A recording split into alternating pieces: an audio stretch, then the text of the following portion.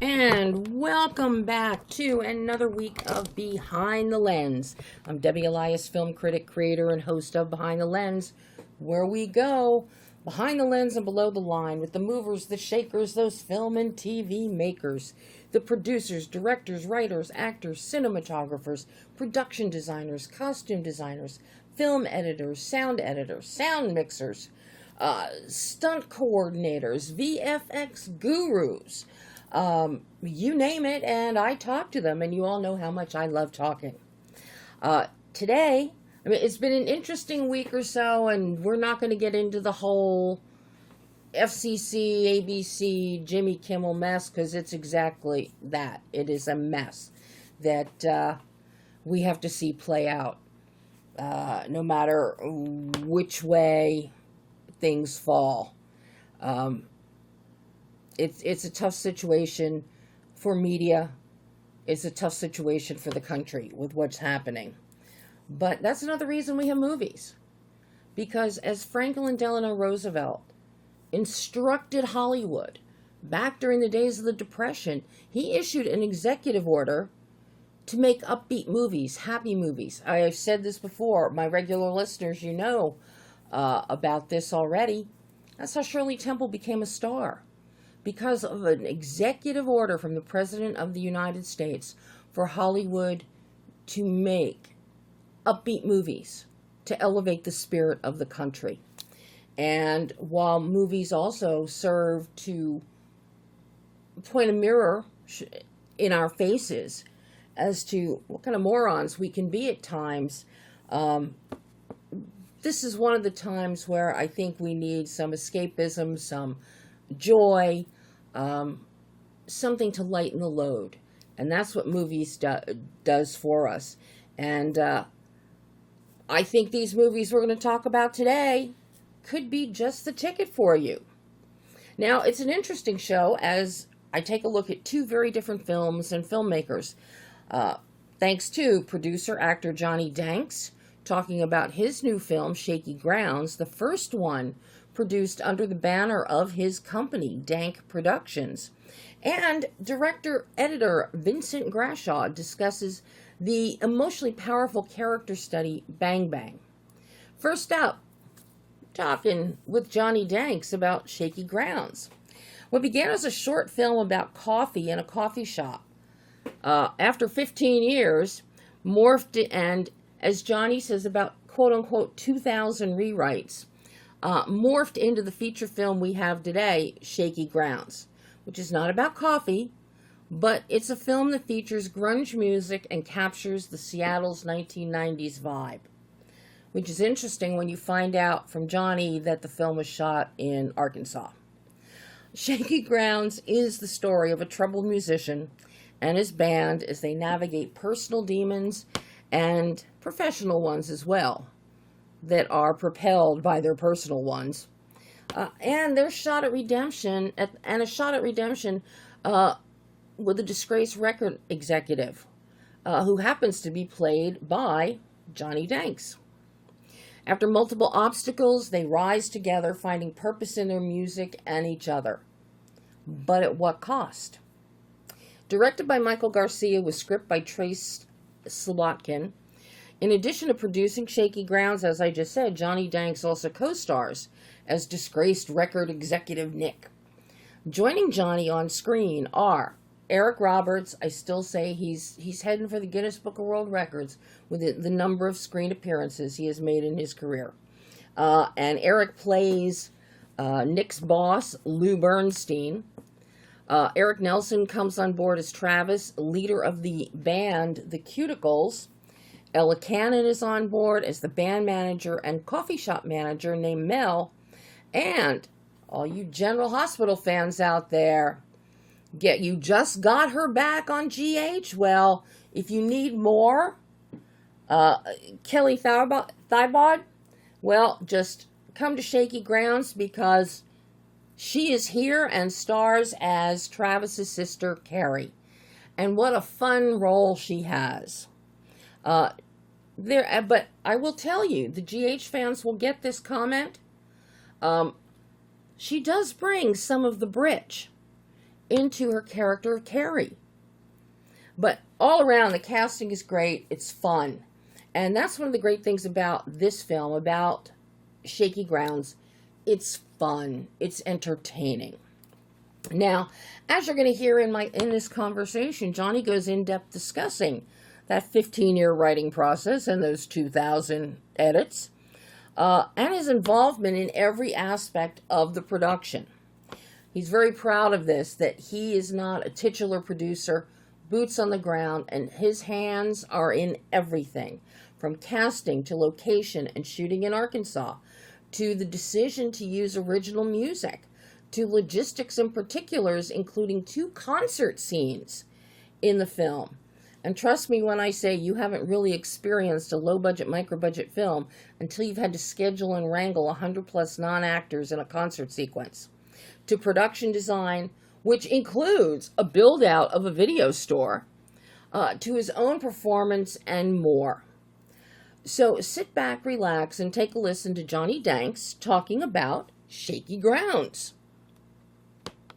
And welcome, Johnny Danks, here to talk about Shaky Grounds, the first film under your new production company, Dank Productions. What I love about this film, Johnny, so let's just dig right into it.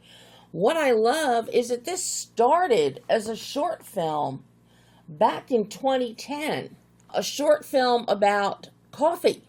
But as we watch the 2025 version of Shaky Grounds, it's quite clear that the title can apply to this new film or the original film.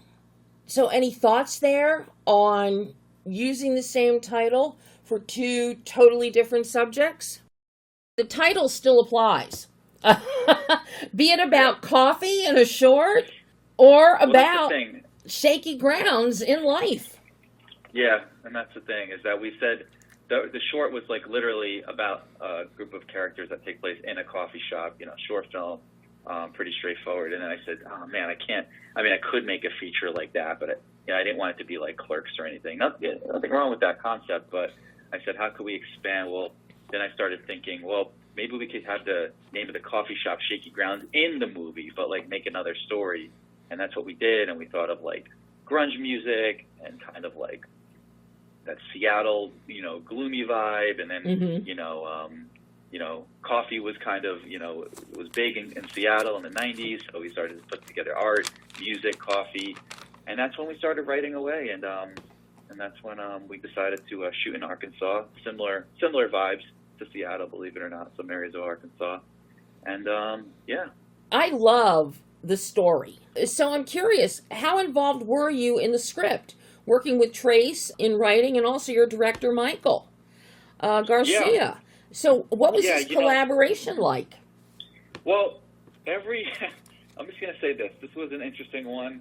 The script was probably rewritten, and I'm not even kidding, probably 24 times, literally.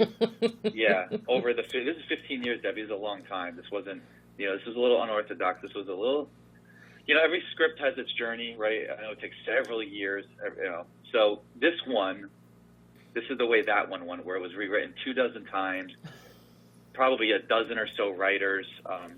Trace wrote this, and then, of course, we ended up rewriting it again after that, and then the director Michael Garcia wrote a lot of this too as well. I'm not much of a writer. I'm more of like an input kind of guy, like, oh, maybe we should add this line or that line, but I kind of let the writers do what they're good at.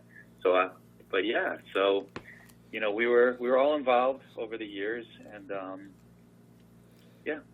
So now, once you had this script in hand, were you actively involved in casting of this one, or did you leave that to Michael? I was active in all of it. I had the final say in everything that was done with this. But because I was an actor in this, I had a lot of weight on my shoulders with producing this, because now instead of just acting, and I don't want to say goofing off, but, goofing off in a way, now I have a responsibility to investors who, they're investing in this, first time kind of, it's the first kind of big film. So, and these were large investments, right? So it's, I had a responsibility to them too. So that being said, I really wanted to focus in on my character. Mm-hmm. So Michael he had a little bit of a say. He had what he wanted to, when actors were auditioning, he got to see the auditions and stuff like that. And he had his opinion of who he wanted, but ultimately I decided, and the producers, who was going to get cast and everything. So I had to say in everything, Debbie. Well, I have to commend you on the casting. Number one, you're helping contribute to Eric Roberts getting the Guinness Book of World Records for the most on-screen appearances in his career. He's got to be around 900 and something now. I'm waiting to see him hit over 1,000.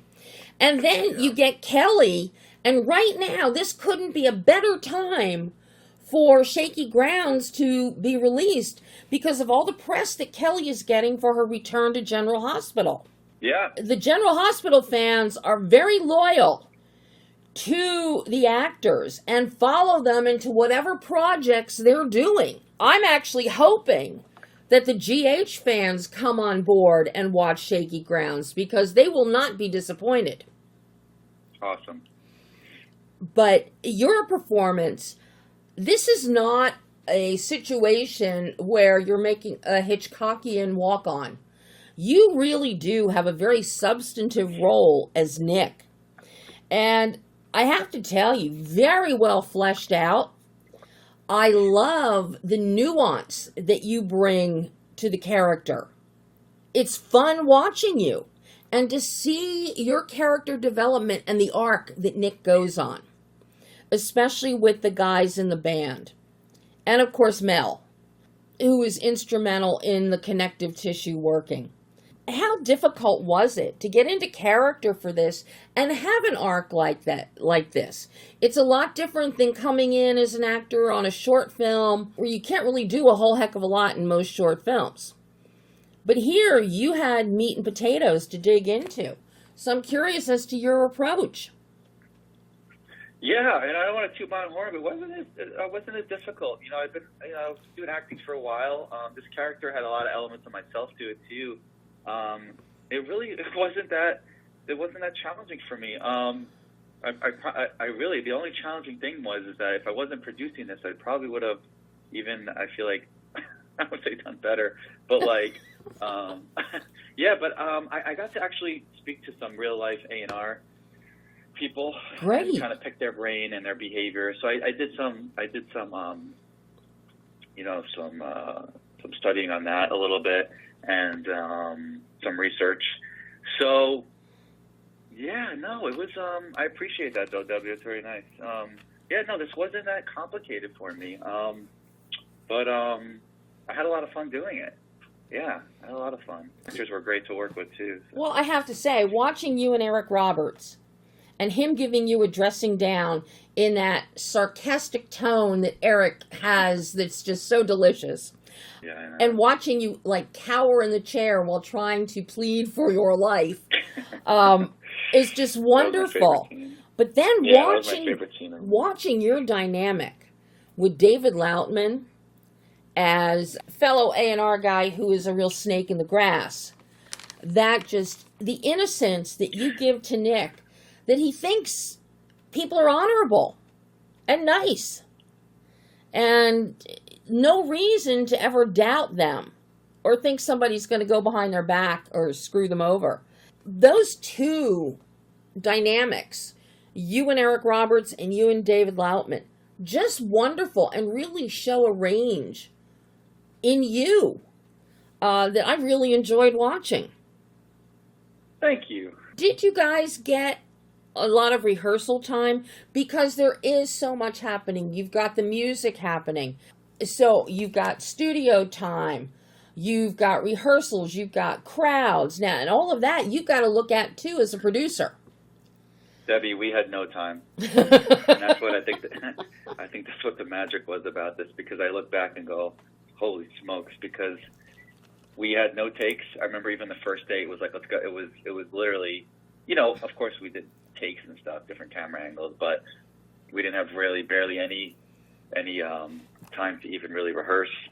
What I would like to say though is about that when you bring up crowds, we did have that one live scene, which is so people know. Like with independents, these you try to avoid things like this, but we had over 100 extras in the concert scene. My God. And you don't get that. With indies, it's like, oh my gosh, like stay clear of that, because it's like time is money. You got to go. You don't have a lot to spend. So, but we had all original music. Our drummer is actually playing drums in that, like he's a real drummer. So things like that definitely helped, right? So we didn't have like, we didn't really get we didn't get like stalled for people that couldn't play the instruments. So, but yeah, no, I appreciate it. Yeah. And it also meant by having a drummer who really was a drummer, you didn't have to worry about dubbing anything in or having an extra doing the instrumentation there or a backup. Yeah. Very helpful in the economic part of this venture, Johnny. Yeah, and we also had original music. I would like to say too, we paid a band, a music group, to actually create and come up with original music. So I think we have at least 3 songs, maybe 4, 3 to 4 songs that are throughout this movie that are actually ours, which was an interesting approach too.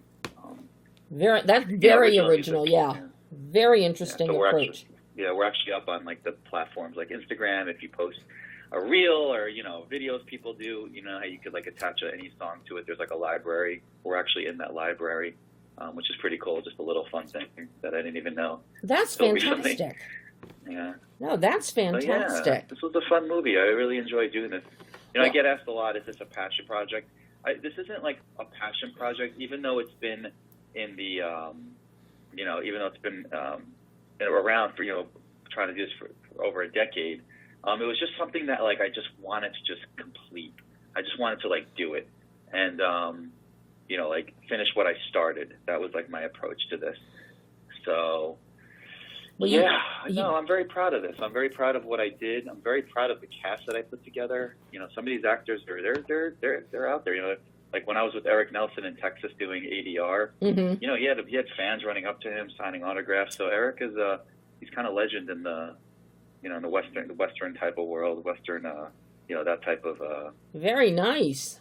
Yeah, so I'm very proud of everybody. Mackenzie Ziegler, and she did great. She doesn't take a lot of. She's very picky with what she accepts, but she's got millions and millions of followers and a strong audience behind her. So yeah, along with Kelly, we have we did good. I'm proud of this. You did really good. Now, something I've got to compliment you on and ask about the production design, most notably with your 2 venues of the Shire and then I think it's Mercury was the second one. Were those existing clubs or bars, or did your production designer, did Laura have to go in there with the set decorator Abby and really just grunge the thing out and make it club-like? Yeah, so I'm glad you brought up Laura and Abby. They were rock stars through this, and they made the shop shaky. If you would have, I just want to throw in there Shaky Grounds before what you see on screen, but like the before and after. Oh my gosh, like the artwork that they purchased, whether it was from thrift stores or this and that. I mean, man, did they set dress Shaky Grounds? Like it's like literally, I felt like when you go to see like the set of Friends, right? When they all hang out at the Central Perk, and mm-hmm. it's like, right, that's all dressed, right? So it's almost like the shop that we had was just very, I don't say dull, but kind of dull. And then when they were finished with it, it was like these bright colors, and it's like had such a good vibe to it. So yes, the Shire was a bar. It's no longer open anymore, but they were great. We put like when you see the Cuticles, Eric Nelson's band in the film perform. We built a little stage, and in the background, that was great. Oh my gosh, we wanted to almost make that look like Seattle when like Nirvana played at like I think the place is called the Palladium in like that mid '90s, or it was maybe even late '80s. Just like that, sticky beer smell and like moshing and just So we wanted that vibe, that kind of look. Dark, gloomy, a beer kind of, place where, So they said they did an amazing job at the Shire. And then, when we played the final performance in, what was it called? I wasn't like blanking on the name really quick. Shoot. But the other place that we ended up playing the live performance in at the end, that is like a well-known venue. That's actually like operational. I guess like bands still go there to this day. So we didn't do that much there. The lighting was there for us, the space. So nothing really there. The minute I saw the Shire and the neon, the neon graffiti paint and all of that, I immediately thought of CBGB because I actually went to CBGB in New York in my much younger days. And it really has that CBGB vibe. Cool. That's what we were going for. So I was really impressed with that. Now, thank you. How did you and Michael torment your actors and put them in those, and even you get tormented in your Goodwill clothes? But what your costume designer Abigail did, putting people in spandex and the fringe and studded leather jackets a la Michael Jackson. Was this one of your brainchild ideas, Johnny? No, this was not one of mine. I don't know whose it was, to be honest, but it's one of my favorite scenes in the movie. It's hilarious. Sure. Yeah, I love that scene. That was a great scene. It's hilarious. And of course... thanks for bringing that up. Yeah, that was a good one. One of the fun parts of that is when Travis storms off and he goes back home to his sister's house and his niece is there on the couch and he's going to go back out and she sits there and Lisa goes, I think you might want to change your clothes. It was her deadpan was so good. Just, I know. On every level, there's a very relaxed energy to this film and for all of your performances that you have happening here. And I appreciate that. Another strong element in the film is the work of your cinematographer, Paris Stewart, especially with the concert scenes. Some really nice concert photography happening. Yeah, no, this guy Paris blew me away too. He was brought in with the director, Michael. That was his guy, and he, we shot on the mini Arri Alexa, and he had some really mind blowing shots. Yeah, and I appreciate you bringing him up. He was one of the backbones of this production, and thank you. Yeah, really great shots. Anyone that sees this film, you know what this is, Debbie? Like a lot, like. Yes, I think we could have maybe, I know I'm just nitpicking, maybe it could have been a little more in-depth and character development. There's things I would have done now, maybe certain flashbacks. But, everybody that sees this film, whatever you think of it, it's like everybody is like, it is shot fucking great. Like it looks awesome. Like it looks like a real, I don't think a real movie, but it looks incredible. The shots is what I get the most props for, So thanks for bringing him up. It looks good, but I like the way that it's real concert shots that Paris has framed and has blocked out. So it's not staged. It's not like you had a camera on sticks and you just rotated it down on its side. No, these are real concert level shots. And it works well. And of course, being the age I am, I was tickled to see a video store and all of those video boxes. And of course, as Travis goes in there and you can see the videos that are being cataloged to go up on the I love shelves, and you've got Mannequin. And I was like, oh my God, that's one of my favorite guilty pleasure movies that I have on VHS, by the way. I love that movie. I mean, such great touches. Did you have to did you have to create the video store, or was there still one standing when you shot this? Okay, so I'll give a little. This is one of those little. What do they call it? Anecdotes I'll give behind the scenes. Yeah. So I had gone to different places when I was in Northwest Arkansas. I did go in a few different locations that actually were video stores. There actually are a couple that are still standing over there, which is great. Good nostalgia. But for this one, this video store we actually built, and again, kudos to Laura and Abby. This was in I don't say the back. This was in a Goodwill store kind of store, but a large one, like a large store. You know, it almost looks like a department store kind of size. You know, not massive, but you know, a good one. And there was an area in the back where we kind of they wanted us to film there first of all because it was good for their business, but they allowed us to kind of build out that video store. Pretty much. So, yeah, we wanted to give it that vibe of just like, you go like DVDs, VHS, we were going for that. And there are still some stores like that. I know it sounds crazy now, the kids today, but it's just like there are still some,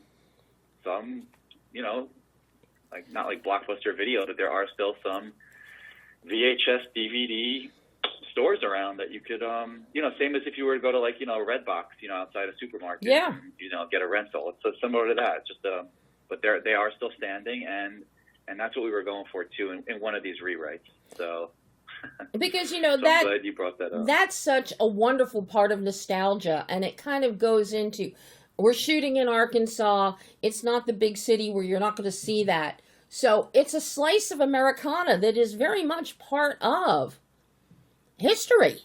When video stores, because there was nothing like walking into a video store and picking up all the different boxes and turning it over and reading the notes on the back, like going into a record store and picking up an album and reading the liner notes on the back. You don't get to do that anymore. That, yeah. And I wanted to right, you don't see, I know. I wanted to that was one of my favorite teams too, to have that nostalgia feeling that you got too, is, even in 2025, screw it, let's just add that. No, I think it's fantastic. And I know I was already talking about the film to some friends of mine at my local bar. So there are people I know that are in their 50s and above that are already interested in seeing Shaky Grounds. So, Great. You're touching, you're hitting, you're checking the boxes right, Johnny. So thanks, I appreciate it. There's a lot of learning with this industry. I thought, I just keep on. I'm really looking forward to doing way more producing too, and but I appreciate it. Thanks. So what's at the end of the day now? The film is out. People can see it. Mm-hmm. What is the biggest thing that you learned about yourself as a filmmaker, as a producer, that you can take forward into future productions? Wow. I think the main thing would be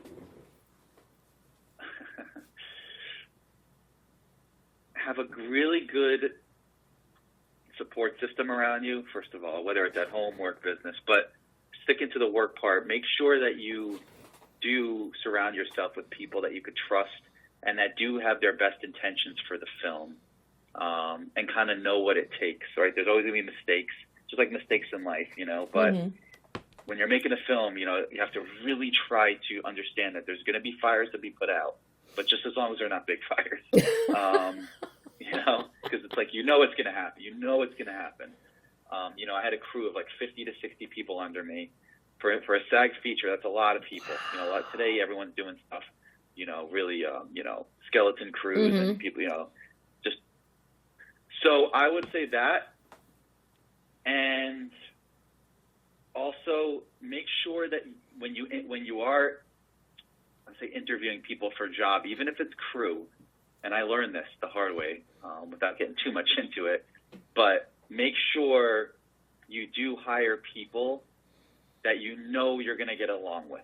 Because if you don't, it's kind of like a too late thing, then you're kind of stuck with these people, Mm-hmm. And it happened to me, and that's okay though, Unfortunately, those was part of this journey where I got caught in a position where like we had to bring certain people on, like almost like rushed a little bit. I rushed too quick, and so that's what I learned is sometimes even when you're rushing, because people get hired and fired all the time, right? And Right. you have to just always make sure that the show must go on, but just make sure you're, you know who you're bringing on, and you're going to get along with them. Like you just, you have to. That's what I would. It's a hard question to answer, but I would just say a strong, group of people around you that trust you, that you trust, and that also, try not to rush too quick into hiring people. Also, though. Really make sure that they're the right fit for this project, Mm-hmm. and that would be my advice. Because if it doesn't work and it's too late, then you have to move forward. That would be it. And I'm glad I learned that because I'm really excited about the next one. What to look for now when I'm interviewing people, and because I've been in this industry, I've been around for a while, and I really love it. I love it so much, and I waited tables for 15 plus years, and it's it's just I've always wanted to do this, so I never quit. So I hope people that watch this too also watch it. Where it might not be like this oh my god movie that blows you away, but I want to represent the people that are grinding out there that are trying to make independent films or whatever, and it can be done. You just don't just relax, breathe sometimes, stay the course, and just build a good group of people around you that understand you. And if they don't understand you, then go out and make new friends. Yes. Will. Very important. Yeah, very important because sometimes you have to let things go in the past, and yeah. So.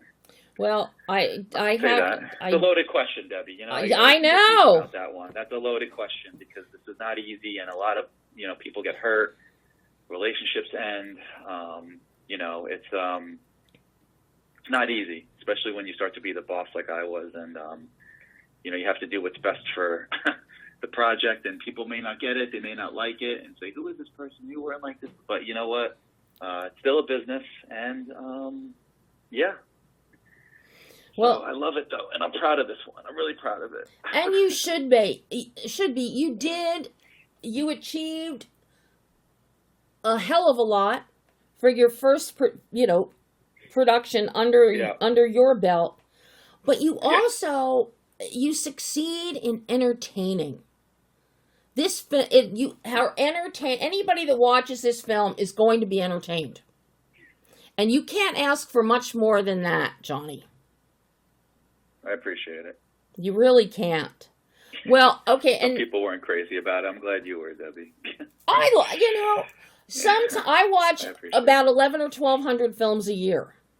Yeah. And that's just what's coming into theaters at the festival levels. That's just watching them because as a critic, that's what I do. But so many of them do not entertain at all. So for me, to see a film like Shaky Grounds and be thoroughly entertained, that makes me happy. Thank you.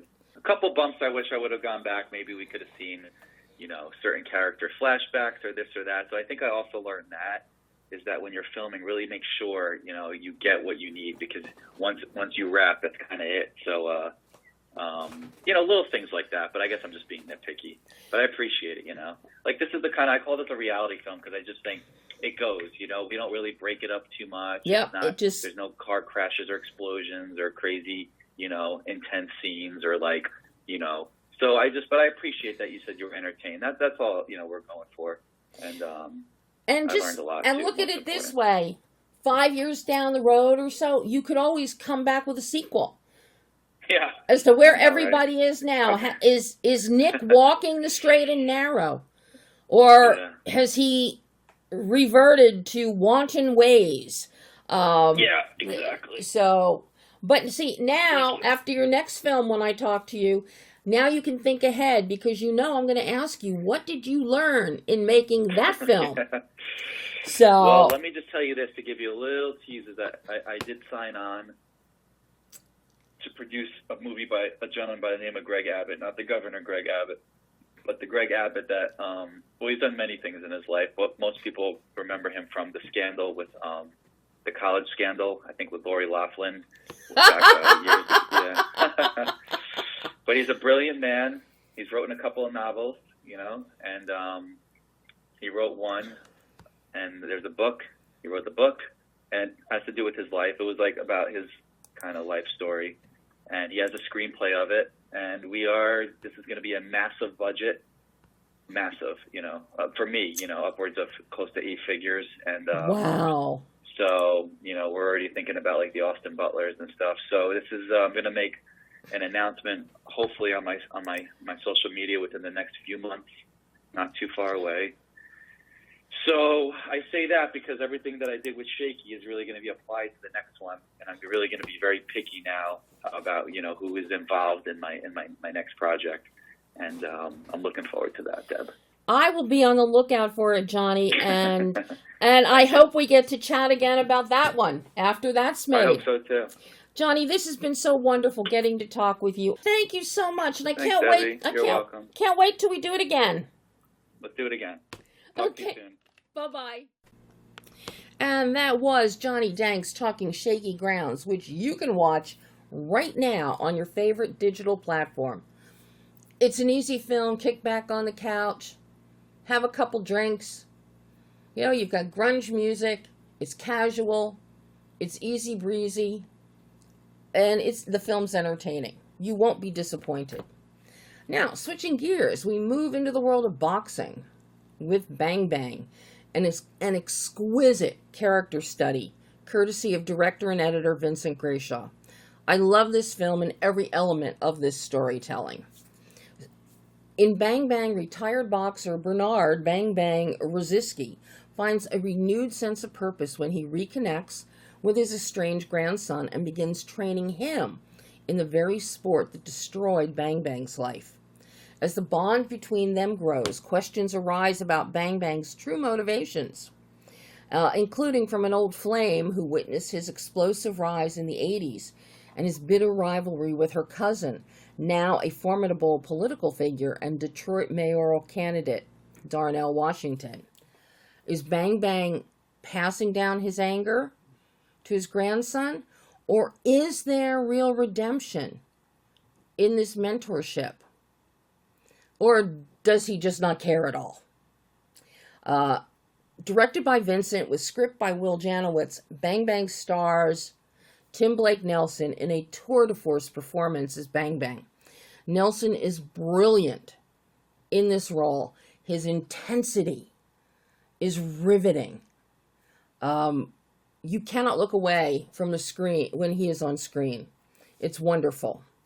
Joining him are Glenn Plummer, Kevin Corrigan, Nina Arianda, Andrew Liner, Daniela Pineda, and one-time favorite on Fame, Erica Gimple, who has a very much an Adrian Balboa kind of role here. As Vincent and I dig into Bang Bang, he discusses the film's introspective portrayal of personal and professional demons, substance abuse, and the grit of a man who was once a champion, explaining the casting process, particularly the selection of Tim Blake Nelson for the lead role, and the film's use of Detroit as a setting to reflect the city's decline is a testament to the thought Vincent gave to this production and his vision for this story. And by the way, in Shaky Grounds, where they shot in Arkansas, making it feel and look like Seattle, well, here they shot in Kentucky and made it feel like Detroit.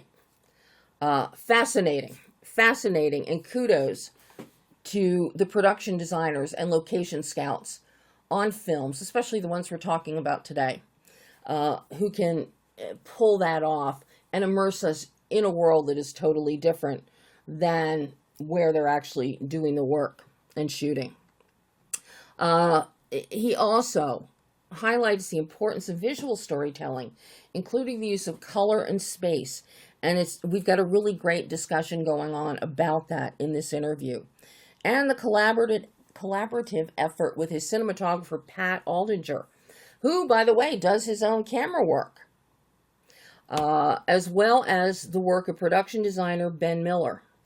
Editing the film himself, filmmakers and editors, I think, will appreciate Vincent's detailed process of editing from first cut to what he calls a suicide cut, and the sound design and edit that goes along with that, including the music. One of the interesting things about Bang Bang is the surreptitious connection that Vincent has to the subject, given his grandfather was a Golden Gloves boxer, which proved to be a big draw for Vincent as he sees this film as a love letter to the has-been and once-was boxers. Vincent is such a thoughtful filmmaker on every level, very articulate and purposeful in what he does to tell a story. And I've seen some of his other films, so I can say that confidently about him as a storyteller. So, take a listen. Here's director and editor Vincent Grashaw talking about Bang Bang. Hi, Vincent. Hey there. Thank you so much for taking time to talk with me about Bang Bang. This is such a beautiful character study. And you really dig into, and this is an amazing performance by Tim as Bang Bang. Very introspective. We see the personal demons, professional demons, substance abuse demons, and it breaks down through the people in his world. You and Will, your writer, have done an amazing job to give us a full-bodied look at this man who can't quite get out of the past, but knows he's not there and isn't able to move on into the future. You've got so many great structural elements here. Everybody knows Bang Bang's story until he goes to his old house, and you have the three people who are living there, and he gets to regale them with tales that they haven't heard before. And you see him spark and come alive, and you see color come into play.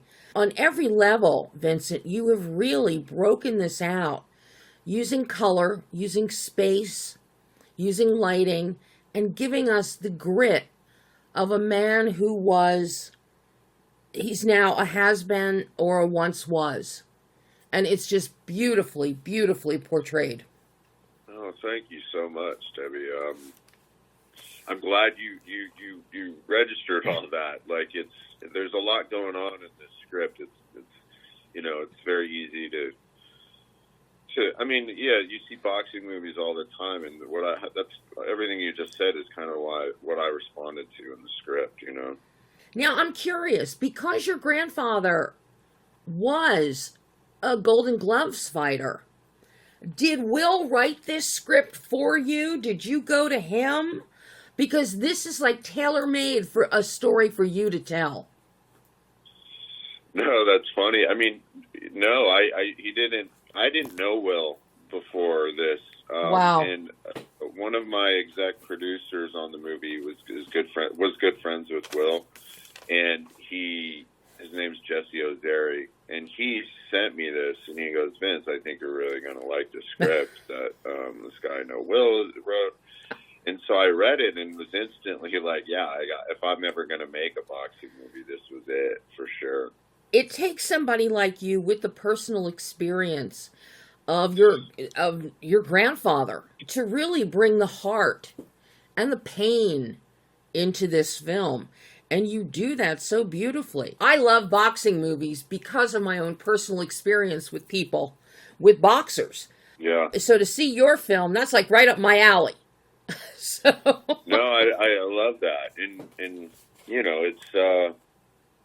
it's one of those things things that it all started with the script, really, and how the character of Detroit plays a part in it, and you know how cities play a part in so many boxer stories, like Philadelphia, like you know Frazier being there, Bernard Hopkins being from there, Kronk Jim coming out of there with Manuel Stewart, like these are places that it's like embedded in the city and, and the culture, and so I felt like Detroit played a big part. My grandfather was from Saginaw, and so he boxed out of Saginaw for back then. And I mean, this was in the 40s, but you know, I just thought that Will really nailed that aspect of it in putting the Polish heritage in there, and you know, the Hamtramck community and you know, in Michigan, it's all felt very authentic, and so it was sort of a no-brainer because it also didn't go the path that I was expecting as I'm reading. Like, you kind of almost think it's going to go a certain way, like a little more traditional, and it doesn't. It kind of veered into this really interesting, like you said, character study. So, well, and also I think Detroit is important here because of how much Detroit has been used over the past, 5-6 years in terms of showing how a city has eroded over the years. And you hear politicians talk about, we're going to bring back auto manufacturing, we're going to do this, we're going to revitalize everything. And that's very much akin to Bang Bang. In that, the glory days were there, and now it's, are you going to fight back? Can you fight back? So setting this in Detroit is very analogous between Bang Bang and the city itself. Totally. You've got so much great metaphor happening in here, Vince, on so many levels. Now, once you decided you were going to make this, what led you to Tim Blake Nelson? Because, as I said, I think this is probably the best performance of his career. Oh, yeah. I mean, I'll tell him you said that, and, you know, he's very proud of it. You know, he loves the challenge. I mean, one thing I learned about him is at this stage in his career, he welcomes that kind of challenge in roles. And so, I mean, he knows this, but he wasn't the first person we went to. I mean, it wasn't written necessarily for a featherweight sort of smaller fighter, which, you know, they didn't really get the love that you would as a heavyweight or even a welterweight or middleweight back in the day. But, you know, what happened initially is we were talking with Andrew Dice Clay, and we almost had a deal with him. He needed like 8 months for us to wait, and there was no guarantee, and you know, so we just couldn't, and so we moved on. And there was a couple other people too, but I think it was Tim was like the third or fourth we went to, and when I had gone to Tim for that horror movie I did called What Josiah Saw, he passed on it, but he remembered me because I wrote him a letter, and you know, we had some mutual friends, and so when this came and the idea of Tim doing it, I was like, man, if you know, I don't know what his athletic abilities are, but if anybody can kind of tackle Bang Bang in a very interesting way, I figured he was going to nail it and really commit to it. And he didn't have any boxing experience, so you know, when we offered it to him, I wrote him a letter, and luckily Tim is the type of actor that tells his agents he wants to read it, he wants to receive every offer. Like, so he got it, and then he read it, and I think he decided this was really challenging, and so we talked, and he jumped on, and then did 6 weeks or so of training. He met with Teddy Atlas in New York. Will has family friends with him, and Teddy is obviously, you know, kind of an icon in the sport, and you know, he gave Tim some advice when they met, and then he hooked him up with his trainer named Martin Snow out of New York, where Tim lives, and Tim went there 6 days a week for 6 weeks, and just got in great shape. And because to me it was more about it wasn't so much that I wanted Tim to even be in good shape. I didn't really care about that. I think Tim did, and I loved that. I wanted it to be believable that just how a fighter never loses these abilities when they teach somebody how to throw a jab, how they guard themselves, and just how a boxer functions. They don't lose those little ticks and those little things about, you know, even footwork. Like that doesn't go away. And so I wanted him to have those abilities more than being in good shape. And so he just embraced it like full force. And what's beautiful is that, yes, he has those abilities, but given age and the wear and tear and the decline on the body and the mind, he remembers them and he can teach his grandson. But by the same token, when he starts certain moves, you see him a little off kilter, like he's not as polished as he was in his prime. And I really like that element of it in developing this character and defining him. And similarly, you bring in Kevin Corrigan as Bang Bang's BFF, John, and you see that there's something not quite right, that he's got, you know, he's got a few issues from back in the day. You know, it's you know, obviously he's a fighter too. And a lot of times, I mean, God, how many boxers actually make it to the pinnacle of the sport, the top of the sport? And even those ones, what they're left with after the fact. I mean, it was one of the main things I loved about this is it really is a story about what you're left with post-career and what you give to the sport. Even if you were the biggest thing, you, after the fact, the crowds and people move on with their lives, and they sort of only remember you in those times. They don't know the kind of brain damage you've gone through and the things that you have to live with financially and how you're not really looked after. I mean, the sport of boxing is, out of all American sports or any sport, it's sort of the wild, wild west, and it always has been. There's no federal regulation. You're not really protected outside of an athletic commission or your own promoter.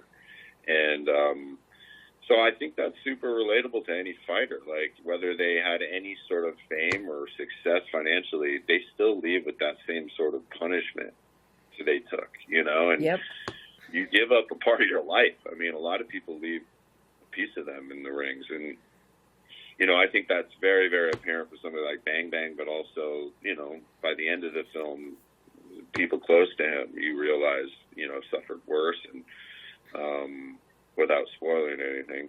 But there's also, like, how good the sport is for youth and for people. Like, it really, you can learn a lot, and it teaches you a lot. And I think Bang Bang's motivations are sort of complex in that way. Like, he sees the potential, these kernels of talent in his grandson, and I think that reinvigorates him and inspires him to kind of, you know, showcase this. But then there's other motivations behind his.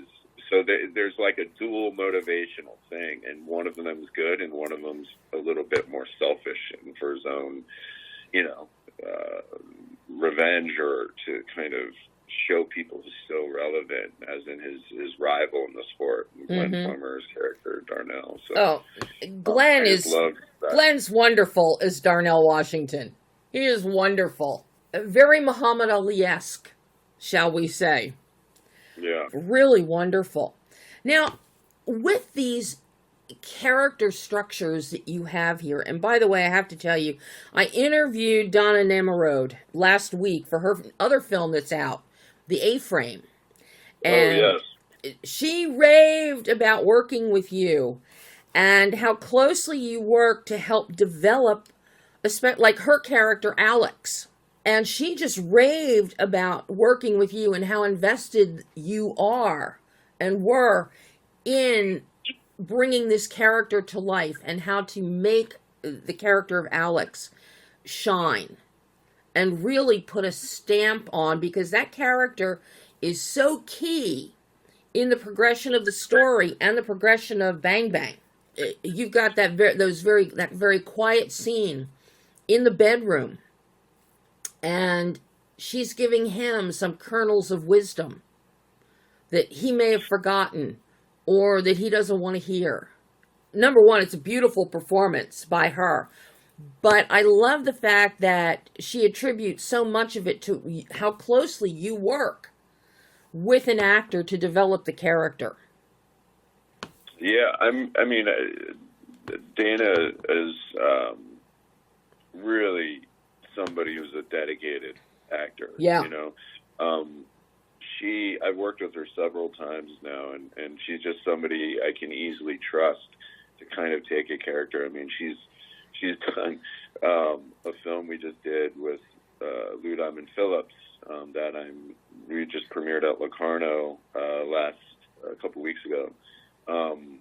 She's the lead role opposite Lou in that, and so, and I'm in post-production on a true story prison film where she plays somebody complete opposite. So it's really cool to see her growth in as an actor as well. And, you know, when you work with people that you can trust, you like to work with them more than, you know, as much as you can. And yeah, she nailed that scene, which I agree. It's a kind of pivotal moment for him. I mean, in life, like homes and those locations in our memories are like very potent. Like you can almost smell them just from your memories. And, you know, it's a real special moment because he's put his grandson in a situation that it's forcing him to kind of own up to his motivations and how, you know what I mean? It's really made him reflect on his past and sort of going to this place, finding people that, you know, more a younger group who have no idea who he is, what he's done, and, you know, I think it's a really cool key moment with them talking in that room. Very much so. And this is also where your visuals come into play, your work with your DP, with Pat Aldinger. I love your visual grammar here and the resulting visual tonal bandwidth. You make the greatest use. Number one, kudos to your production designer, Ben Miller, and your location scouts. You turned Kentucky into Detroit. Yeah. But I look at the color, your use of color, and how you strip out. It's essentially a gray world for Bang Bang. But then there are certain elements that pop up. Kevin Corrigan, you know, John, the character of John, he'll pop up wearing those plaid 1970s double knit jackets, and there's color.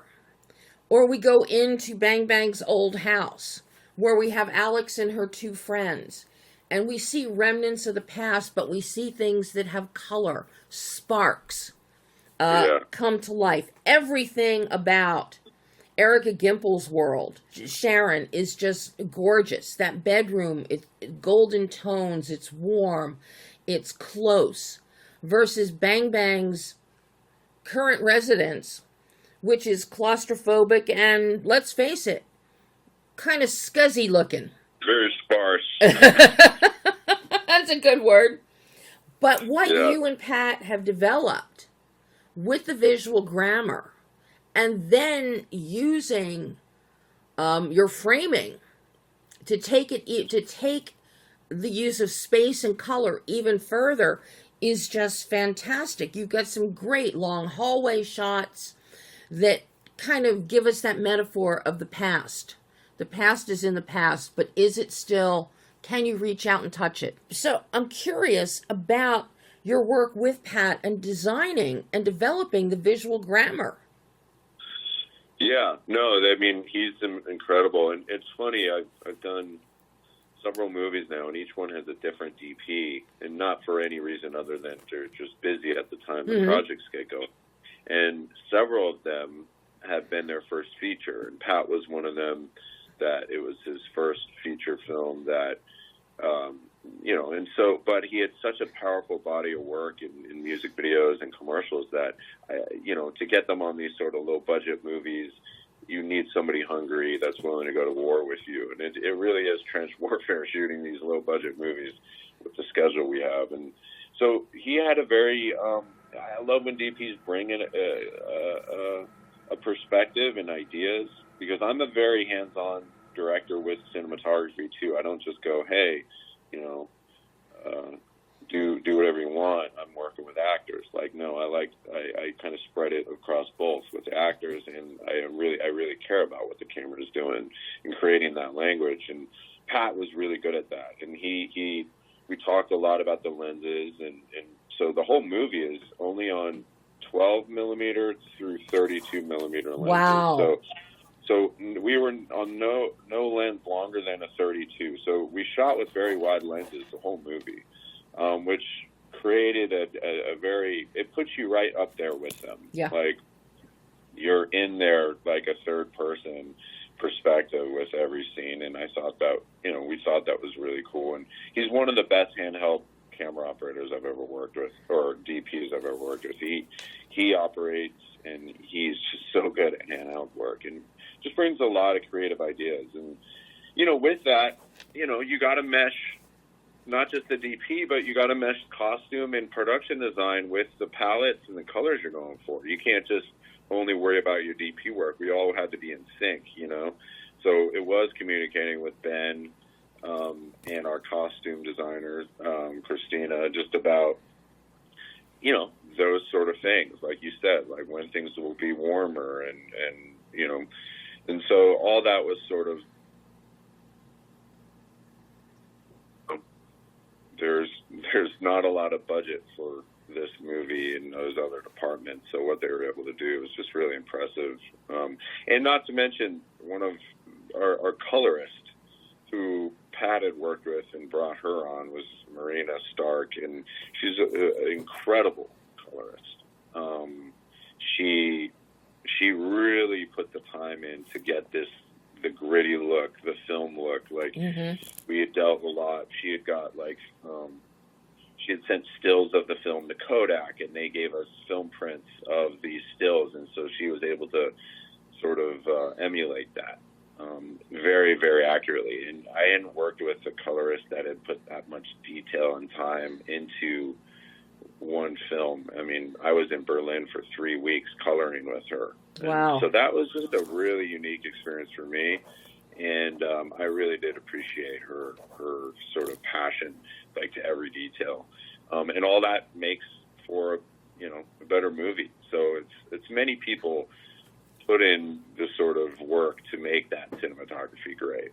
Yeah, no, it looks, that visual tonal bandwidth is just absolutely stunning, and it really mirrors your emotional tonal bandwidth. And this falls to you because you edited the film. So, begs the question, Vincent, were you editing in your head as you went? Had you done sufficient shot listing or storyboarding so you knew where you were going? You didn't have any wasted shots? What was this director-editor process like for you?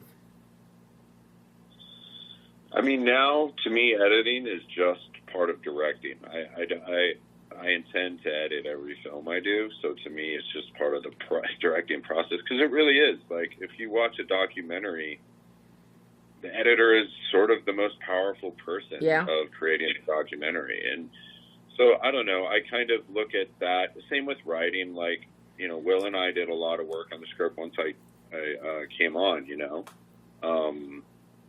and it's just, it's all a sort of a living, breathing thing until you finish. So editing, I think of a lot of the music I'm going to use and temp score. I think of those things, and I have that all prepared in pre-production. Like, I already have sort of have those things planned. So when I get in the edit, I sort of start from the beginning. I don't edit while we're shooting. I just kind of take a couple weeks after shooting to kind of disengage a little bit, and then dive in. And I'm fast. I do all the sound design, and I think that's just all part of directing. Even the sound design, transitions, all those things really, really matter. And so I like doing that. I don't really.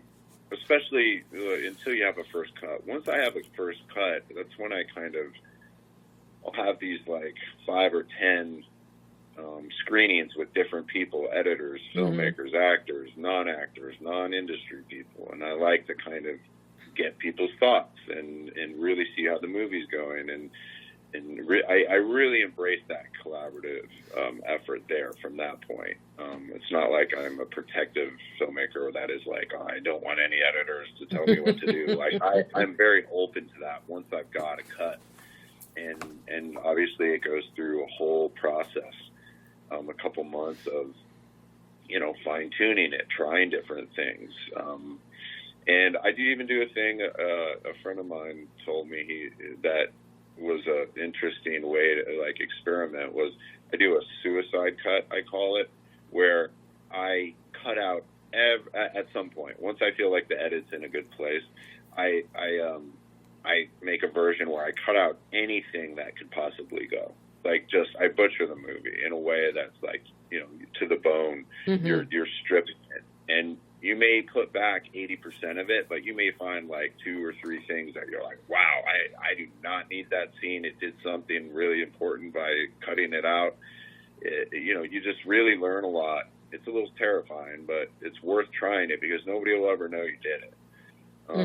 And so it's just important to try things like that, Well, you brought up the 2 things that are really key is number 1, the sound design here and the music, be it your temp that you were working to or ultimately the score and the needle drops that we've got within the final product. I have to compliment you on the sound mix, the sound edit, and I was so happy that appropriate sounds match the action and movement that we're seeing on camera. Nice Foley jobs in there to buttress your recording sound, your production sound. So, and then you layer in your music. What were you looking for musically to buttress this story? Because I mean that's a great,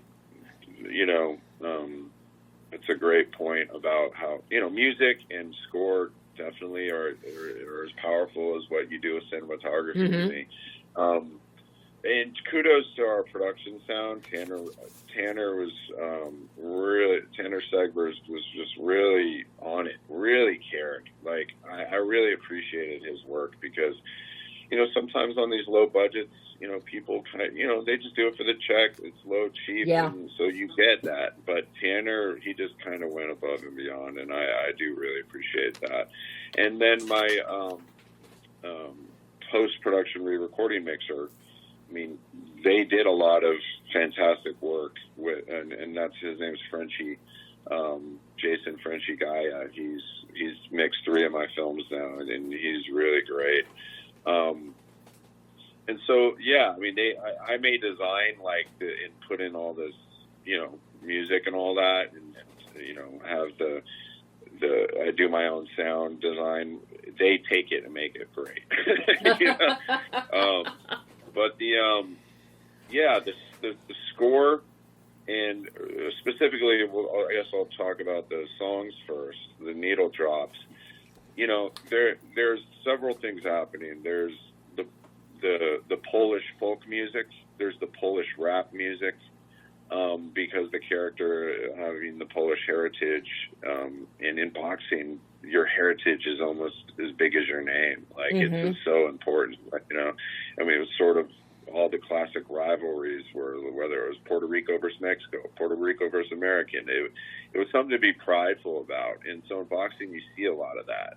And I think Bang Bang's character really carried that flag on his shoulders, the Polish stuff. And so I thought the Polish aspect to the film, whether, the opening of the movie had the Polish rap and Polish folk music, that was really cool to dive into, to find. And people were really generous in licensing it to us. And then the score, James Wakefield was our main composer. Tim Blake Nelson's son, Henry, and Will, they did a couple cues for us in the song that Sharon sings in the movie. But, I worked a lot with them and James specifically about creating the score for this. And it has that sort of classic, horns, and elements that I really I thought really kind of created the memory, Yeah. sort of taps into that memory almost. Yeah, I mean, so much of this score actually falls on the instrumentation within the arrangement in order to achieve those emotional beats musically. Job so well done all around, Vincent. I personally am chomping at the bit for Keep Quiet. I really want to see that one. Yeah, no, I'm very excited about it. Lou is really incredible, and yeah, I'm excited to see what happens with it. I'm sure we'll sell it, and we just premiered at Locarno, and so now actually we're going to Oldenburg in September, and likely more festivals from there. I am just so impressed with what you've done with Bang Bang. And I have one more question for you, because with every film you learn something. Now, because of the very personal nature of this particular story and your connective tissue to it, what did you take away as a filmmaker in bringing Bang Bang to life that you can take forward into your future films? I mean, that's a deep, good question. I feel like there hasn't really been a lot of movies that really focus on the themes that we're saying, specifically at the end of this. And, I mean, my hope is a lot of people can see that and see that these people, man, like, they give so much up for the sport, for people's entertainment. And I think just in the script, that gut punch of the ending sort of hit me in a way where, I want to appreciate these fighters. Mm-hmm. People say they're ducking, they're scared to fight certain people. That's the furthest thing from the truth from anybody who put on gloves or gets in a ring. Like, that's right. I don't think most people understand how much courage that takes and how hard it is, and scary. Like, there's a reason people like Mike Tyson, before he used to fight, would cry before every fight. Like, it's like this. There's so much going on.